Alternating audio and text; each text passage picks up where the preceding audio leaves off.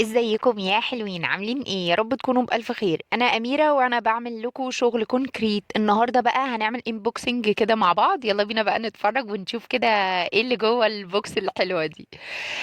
طبعا اللي ما يعرفنيش، انا أميرة واحنا بنعمل شغل كونكريت بدون فينش.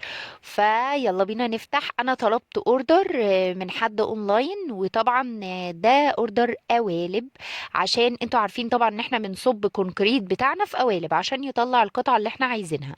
فانا كنت طالبة من حد، هقول لكم برضو، هحط لكم برضو اللينك او تقدروا تطلبوا ازاي.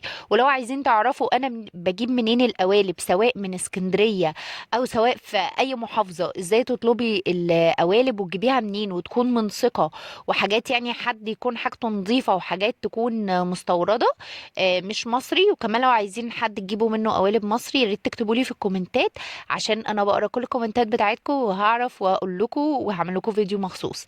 طبعا انا كنت طالبه 2 قالب، ويا جماعه ما تستغربوش بس ده على قد فلوسي. بجد القوالب سعرها غالي جدا جدا، يعني اكتر حاجه غاليه في شغل كونكريت بتاعنا مش الماده الخام خالص، لا هي القوالب.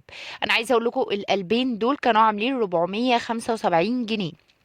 ده قالب الريشة لو انتوا عارفينه. طبعا قالب الريشة ده احنا بنصبه من ورا، ودي قوالب مستوردة يعني مش مصري. كذا حد كان طالبه مني قالب الريشة، والصراحة انا كنت مغرمة بشكله فقلت لا لازم اجيبه. وده اول قالب. تاني قالب بقى الصغنن ده، وده قالب اللوتس. ده الناس بتوع الشمع برضو عارفينه اكتر، لانه بيصبوا فيه شمع برضو، يعني مش بس للكونكريت بتاعنا. فبرضو كان عاجبني وكان كذا حد بيطلبوا مني، فبرضو جبته. فهم دول الاتنين قالب اللي احنا جبناهم.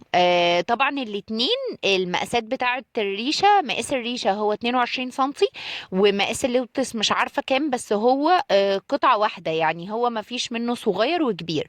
انا جبت مقاس الريشة اكبر مقاس، ولكن اللوتس هي قطعة واحدة، ما فيش اكبر وصغير، يعني ما فيش مقاسات فيها، هي اللوتس هي واحدة بس. والريشة انا جبت اكبر مقاس. اتمنى الفيديو يعجبكم، واستناكم الفيديو الجاي وهتوحشوني. باي.